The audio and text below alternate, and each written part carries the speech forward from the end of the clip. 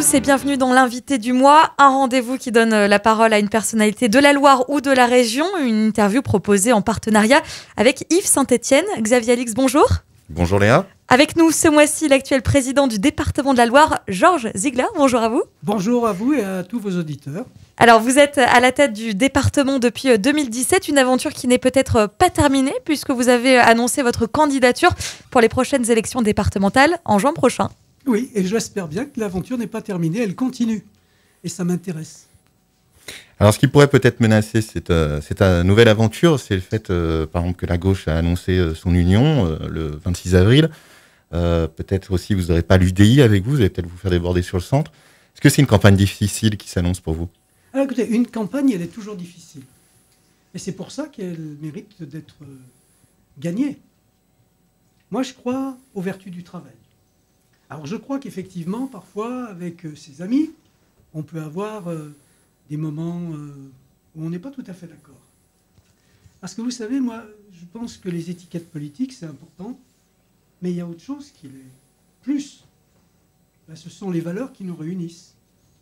Et puis ce sont les ambitions qu'on peut avoir pour un territoire. La volonté qu'on a d'agir pour le bien de tous ceux qui y vivent. Et quel que soit leur âge. Les enfants, même, vous savez que le département, on intervient avant la naissance, puisqu'on a les visites prénatales, et puis on va jusqu'à l'extrême fin de vie. On accompagne. Et on aide tous ceux qui ont besoin d'être aidés. Alors c'est vrai que ramener ça à des idées très politiques, de chapelles qui s'écrivent en quelques lettres, je me dis, est-ce que c'est bien sérieux ? Est-ce qu'aujourd'hui, au moment que nous vivons, dans les difficultés où nous sommes, est-ce qu'on ne doit pas, au contraire, se tourner vers ce qui nous rassemble, vers ce qui fait le fondement de notre action, c'est-à-dire un certain attachement à la position de l'homme, un certain attachement à ce qui peut être fait et à ce qui doit être fait.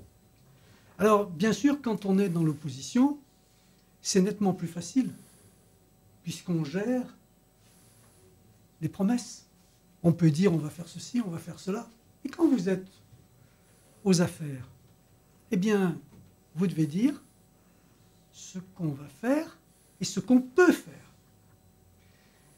Quelqu'un qui me disait que si on a des rêves, on a intérêt à pas trop dormir la nuit, si on veut les réaliser.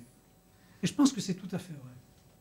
Parce que je peux sortir des trucs en disant il faut augmenter ceci, il faut augmenter ceci, il faut verser cela, il faut essayer de faire ceci pour que tout le monde soit mieux. Bien sûr que c'est le but de tout le monde. Et il arrive un moment où on se dit, c'est ma grand-mère qui disait ça, qui est-ce qui paye les galoches ? Et il faut toujours se dire, est-ce que nos vœux, est-ce que nos rêves, est-ce que nos désirs peuvent devenir réalité ? On ne peut pas raconter aux gens qu'on va tout faire. On ne peut pas leur dire que demain on va raiser gratis. Et je crois que le grand tort de notre époque, c'est effectivement de dire que l'argent public, il est inépuisable. Ce n'est pas vrai. La dette se payera un jour. La dette, elle va obérer les rêves de ceux qui vont nous suivre. On y reviendra un peu plus tard. C'est une campagne qui est chamboulée finalement cette année, notamment due au contexte sanitaire. C'est difficile aujourd'hui de provoquer l'intérêt des Ligériens pour ces élections. En quoi ce scrutin finalement va les impacter directement ? Écoutez, d'abord, premièrement, moi je suis persuadé que ce scrutin va les impacter directement. Parce que le département, il s'occupe de leur vie. Il s'occupe de ce qui est indispensable à une société. C'est la solidarité. C'est le fait d'être une collectivité protectrice. Mais c'est aussi une collectivité qui doit, en même temps, être aménageuse. Et être aménageur du futur, c'est se dire, qu'est-ce qu'il faut faire pour que ça soit véritablement profitable ? Alors, vous savez, les intérêts collectifs, les intérêts particuliers, qui sont souvent successifs et contradictoires, parce que c'est toujours celui qui tient le manche qui pense que la cognée va être de son côté, et il se trompe parfois. Je pense qu'il faut effectivement faire la part des choses pour qu'on puisse arriver à l'intérêt collectif. Moi, à mon opposition, je lui ai demandé, je leur ai tendu la main, je leur ai dit, essayons, dans cette période difficile, de mettre un peu entre parenthèses nos divergences. Vous savez, je pense que les gens qui sont de gauche, pour schématiser les choses, et ceux qui sont dits de droite, et ceux qui sont du centre, on a quand même la même vision. Parce qu'on est humanistes tous. On veut le bonheur de nos concitoyens. Eh bien, c'est pour y arriver le chemin à emprunter qui est différent. Mais autrement, le but, il est le même. Moi, je n'ai pas d'animosité. Vous savez, même parfois, je me dis que je suis très socialiste. Je me le dis au moins 2 fois par jour, quand je passe devant la statue de Jean Jaurès, qui est place Jean Jaurès, justement. Et cette statue, il y a une phrase extraordinaire. Il n'est pas d'idéal plus noble que celui d'une société où le travail sera souverain. Eh bien, je peux vous dire que moi, cette formule de Jean Jaurès, je la fais parfaitement mienne. Alors, Georges Higler, tout à l'heure, vous nous disiez dans les coulisses qu'il faut savoir prendre de la hauteur. Vous en prenez quand vous faites référence à Jean Jaurès, mais au niveau des départements et de l'évolution des compétences, ces 10 dernières années, je reviens un peu en arrière, la montée en puissance des régions, des métropoles, on vous a laissé les compétences sociales de plus en plus. Est-ce que vous pensez que c'est une collectivité qui reste pertinente? Moi, je pense que, si vous voulez, vous avez tout à fait raison de mettre le doigt là où ça fait mal. Parce que les compétences qui sont celles du département, c'est les compétences de la proximité. C'est-à-dire qu'on doit tendre la main à ceux qui sont dans le besoin. Les enfants, ceux qui n'ont pas la chance d'avoir des parents, ceux qui sont marqués par la vie. Vous savez, c'est pas facile. Hein. Moi, l'autre jour, je visitais un lieu où il y avait des enfants. Bon, c'est des enfants pour qui la famille est une notion un peu étrange. Et il y avait un petit garçon qui avait 4-5 ans, à peu près l'âge de ma petite fille. Et il était là, et il avait un pansement au genou. Alors moi je dis, il s'est fait un bobo. On me dit non, il s'est fait enlever une tumeur. Vous savez, moi je réagis avec les tripes. Hein. On peut réagir avec le cœur, on peut réagir avec la tête, on peut réagir avec les tripes. Et c'est important d'avoir ces 3 notions différentes. Eh bien ça, je me dis, il faut qu'on soit là. Qui serait là si ce n'était pas le département? Alors c'est vrai qu'on doit s'occuper des personnes âgées, c'est vrai qu'on doit s'occuper des personnes qui ont eu un accident de la vie, hein, qui sont handicapés, qui sont dépendants un petit peu. Puis on doit s'occuper de tous ceux qui sont sur le bord du chemin de la vie économique. Tous les gens qui sont au RSA. Le RSA, 18 300 bénéficiaires au mois de mars 2020. Au mois de décembre, 20 000. Bon, c'est vrai que le département, il a à faire face à une demande de plus en plus forte. Par contre, on nous a supprimé l'accès aux contribuables. Une collectivité qui n'a plus un lien direct avec l'électeur contribuable, il lui manque quelque chose. Depuis 2011, le département n'a pas augmenté les taux de la taxe d'habitation qui lui revenait. Par contre, maintenant, on n'a même plus la taxe d'habitation. Et on vit de quoi? Eh bien, on vit de ressources qui sont aléatoires, les droits de mutation, la taxe sur les assurances, la CVAE, c'est la taxe sur le chiffre d'affaires des entreprises, et puis des dotations d'État. Alors je pense qu'aujourd'hui, le pouvoir en France, il est détenu par des jacobins. Et que les jacobins, ils pensent que c'est Paris qui décide. Et puis que la province, elle n'a qu'à exécuter. C'est un peu ce qui se passe. Regardez par exemple pour le RSA dont je vous parlais. Quand M. Macron indique qu'il va augmenter le RSA de 1%, 4,90 €, 4,9 € de plus par mois pour la personne qui a le RSA. Moi, je réagis avec le cœur, je dis bravo. Parce que 4,90, quand on en touche 490, c'est un saut important. Hein. Par contre, qui est-ce qui paye l'augmentation? C'est le département. Et pour le département, ça fait à peu près 1 100 000 € de plus à trouver. Le RSA, l'État avait dit qu'il compenserait à l'euro près. En 2011, on avait 70 millions de charges du RSA dans le département de la Loire. 48 millions étaient apportés par l'État, 22 millions par le département. En 2020, nous sommes montés à 106 millions d'euros et l'aide de l'État a toujours été de 48 millions d'euros. Ce qui fait que nous sommes passés à 58 millions. 58 millions moins 22, ça fait 36 millions de plus qu'il a fallu trouver. Alors, je tire un peu la sonnette d'alarme. Je dis, jusqu'où va-t-on aller? Est-ce qu'on veut mettre vraiment sous tutelle les départements? Est-ce que les départements ont leur place sur un plan de gestion du bien commun de ce territoire qui s'appelle la Loire? Je dis oui, 100 fois oui. Est-ce que nous en avons les moyens? Je dis, si on ne nous donne pas quelque chose de plus, ça sera très très difficile. Parce que ce qui se produit au niveau du RSA se reproduit dans d'autres postes.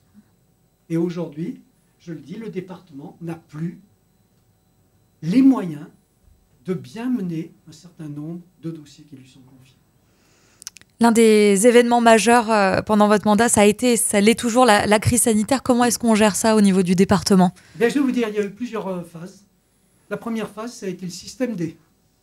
Parce qu'on était totalement démunis. On n'avait pas de masque, on n'avait pas de surblouse, on n'avait pas de gants, on n'avait pas de surchaussures, on n'avait pas de charlotte. Hein. Il nous manquait tout. Il a fallu qu'on se débrouille.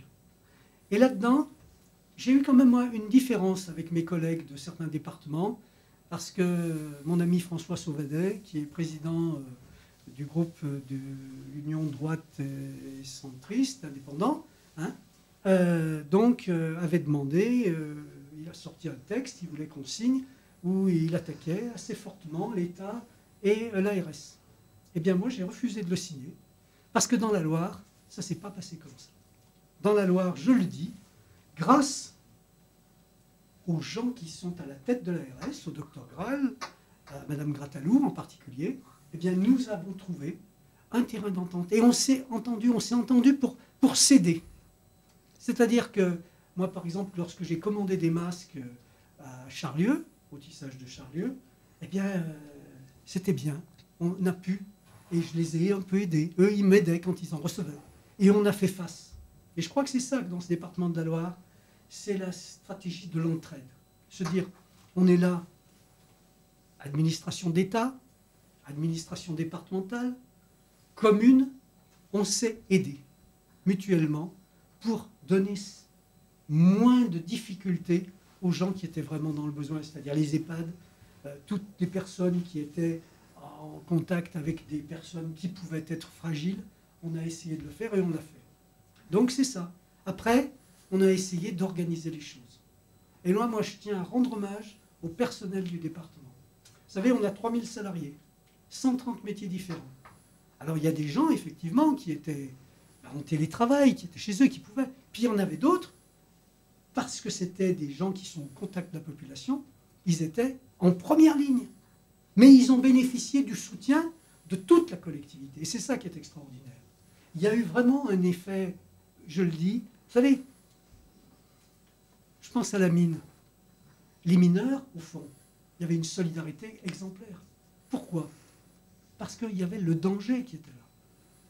Dans les journaux, quelque chose que j'ai bien connu, quand tout se passait bien, tout allait. Et puis le soir où il y avait une catastrophe qui vous arrivait vers 23h, 24h, hein, vous étiez là, on disait qu'est-ce qu'on fait? Eh bien il faut tout changer, parce qu'il faut qu'on colle à l'actualité. Et là, tout le monde était sur le pont. Et tout le monde donnait le meilleur de lui-même. Et je peux vous dire qu'après, quand je voyais les gens et qu'on buvait un coup ensemble, ils disaient, on s'est bien débrouillé. Hein. Et on était fiers. Et on était fiers. On est fiers du travail accompli. On est fiers parce que la mission, elle a été remplie. Et ça, c'est fantastique.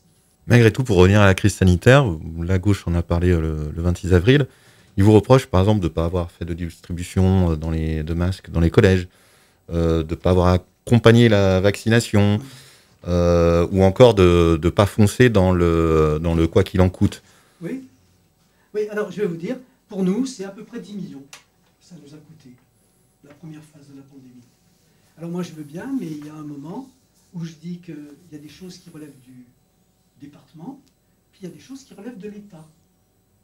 Et il faut quand même que chacun il accomplisse sa part du chemin. On ne peut pas tout faire. Hein. Mais si chacun fait ce qui lui revient, je crois que le monde s'en portera bien. Alors je veux bien qu'on me donne des leçons en me disant il faut faire ceci, il faut faire cela, mais derrière, il faut faire tourner la machine. Et si on mange le blé en herbe, eh ben, au moment de la récolte, on le regrettera. Donc c'est pour ça, moi je le dis franchement, à la fois ça a été grande solidarité, et puis mesure. Mesure parce que l'argent public, ce n'est pas un puits sans fond. La dette, je suis persuadé qu'on sera obligé de la payer. Et la crise sanitaire qu'on connaît, dont on n'est pas encore sorti, elle va se prolonger par une crise économique forte. Actuellement, il y a un certain nombre d'entreprises qui sont sous perfusion. Je le dis tout net, les entreprises, elles ont besoin de chiffre d'affaires et pas forcément de subventions. La réalité économique, elle fait que on peut vivre dans le rêve un moment, mais que la réalité va nous rattraper tous. Et ce jour-là, je ne voudrais pas qu'on se dise « mais qu'est-ce qu'on a fait ?» Vous savez, aujourd'hui, c'est 122% du PIB, notre endettement, c'est ça? C'est énorme, hein, énorme. Et on continue. Alors, je veux bien, moi, mais il y a un moment où il faut se dire « quand est-ce qu'on s'arrête? Quand est-ce que la réalité des choses va reprendre le dessus ?» La planche à billets, je ne l'ai pas. La rotative à billets, je ne l'ai pas. Moi, je dis, je dispose d'une certaine somme. Je fais tout ce qu'il faut pour gérer les choses de façon très, très précise. Hein. Chaque euro dépensé doit être un euro bien dépensé. Mais par contre, nous, pour ce qui est du fonctionnement, et c'est une hérésie de dire qu'on pouvait faire n'importe quoi, nous n'avons pas le droit d'emprunter. L'État emprunte pour son fonctionnement. À partir du 1er janvier, il emprunte pour payer les fonctionnaires. Le gouvernement fait ce qu'il veut. Les départements, ils n'ont pas le droit. On ne peut emprunter que pour l'investissement. Alors si on raconte aux gens des bêtises, eh ben, ils les croient parfois, à force de persuasion. Mais il n'empêche que c'est une folie. On n'emprunte pas pour faire du fonctionnement. Je regrette, toutes les dépenses du social sont des dépenses de fonctionnement. On a beaucoup parlé de collectivité. On peut aussi parler de vous de manière un peu plus personnelle. Est-ce qu'à 71 ans, c'est votre dernier mandat si vous êtes réélu? Eh bien, écoutez, j'espère bien que non. Non, ça me fait rire. Je vais vous dire, moi, très sincèrement, j'ai un excellent médecin. Et je vais le voir de temps en temps, assez régulièrement. Si un jour il me dit qu'il y a quelque chose qui cloche, stop. Mais tant que je ne suis pas un champion, mais tant que je fais les sudoku sans trop de difficultés, tant que je fais les mots croisés sans trop de difficultés, quand je suis capable, relevant la pluie avec mon téléphone, de faire mes 10 000 pas par jour et de monter 12-14 étages dans la journée sans être essoufflé, je pense que je tiens encore. Et puis, Xavier, je vous invite un jour à venir avec moi. On ira dans des coins fantastiques du département. Je vous emmènerai au Saut de Lorette à Malval. Je vous emmènerai sur les Hauts-de-Chaume, même faire de la trottinette électrique à Chalmazel. Vous verrez, on ira au refuge de la Morte. C'est un endroit merveilleux. Et bien, je vous le dis, franchement, moi, pour le moment, qu'est-ce que vous voulez que je vous dise? Je m'éclate dans ce que je fais. Alors, c'est vrai, je le dis, je ne crois pas forcément à l'égalité. Je ne crois pas forcément à l'égalité. Je suis désolé. Quand je vois de mes copains qui bichettent, ils ont des difficultés, je me dis, zut, mais moi, j'ai pas envie. Moi, jouer aux cartes, oui, une fois de temps en temps, mais pas souvent. Hein? Par contre, lire, me promener, jouer au foot avec mes petits-enfants, ou même parfois aller faire de l'acrobranche. Alors, je demande qu'on ne prenne pas la noire, mais ils me disaient, tu rigoles, tu viens avec nous. Eh ben, j'y vais, et puis c'est tout, hein, faut y aller. Mais c'est ça qui... Moi, je ne peux pas vous dire... Alors, effectivement, vous me balancez l'état civil. Mais moi, c'est la jeunesse du cœur. Alors, certains ne le savent peut-être pas, mais avant l'homme politique, il y a aussi un journaliste. Comment on passe de l'un à l'autre? Ben, je crois que, si vous voulez, moi... Très rapidement. J'ai l'amour des gens. quand j'ai fait mon métier de journaliste, toutes les fois, j'ai vu le côté qu'il y avait d'humain dans les choses. Quand je faisais des faits divers, ça m'est arrivé, eh bien, j'essayais de dire pourquoi. Et je crois qu'on n'a jamais intérêt à désespérer de l'humain. Moi, j'ai rencontré des gens, parfois, c'était difficile. Mais je me disais quand même, ce type, il n'est peut-être pas totalement mauvais. Il a peut-être eu des circonstances atténuantes, des choses qui faisaient que ça expliquait. Vous aimez les romans policiers? Un petit peu. Ben moi, j'aime beaucoup Simenon. Simenon est un auteur, un grand auteur. Et Maigret, son commissaire star, hein, eh bien, il a toujours un peu de compassion, même pour les assassins. Il a toujours ce mot qui dit, c'est peut-être quelque chose. Il essaye de comprendre pourquoi un homme, il est amené à faire quelque chose qui est horrible. Mais il dit, il y a peut-être quelque chose. Ce qui n'empêche pas qu'on n'excuse pas. Attention, je n'ai jamais dit qu'il fallait excuser. Hein. Si vous m'entraînez sur certaines affaires judiciaires récentes, moi je suis aussi pour qu'effectivement la justice passe. Mais par contre, je suis aussi pour qu'on regarde un petit peu ce qui se passe dans l'humain. C'est ça, moi, qui m'a attiré. Et c'est vrai que le journalisme, ça permet parfois d'expliquer, ça permet d'agir aussi.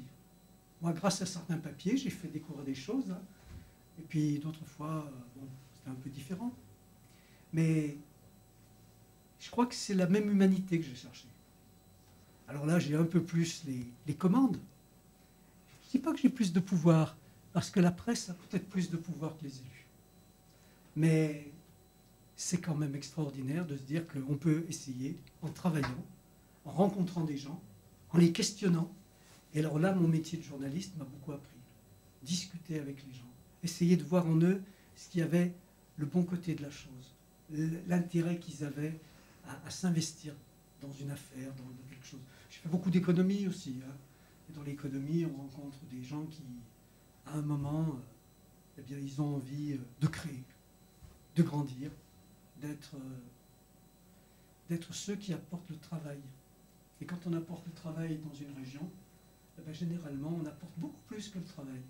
On apporte aussi la perspective d'un avenir. Merci beaucoup en tout cas Georges Ziegler, président du département de la Loire, d'avoir été notre invité. Merci également à Xavier Alix pour Yves Saint-Etienne. Et puis on se retrouve le mois prochain avec un nouvel invité. Merci à vous. Merci, au revoir et bonne journée.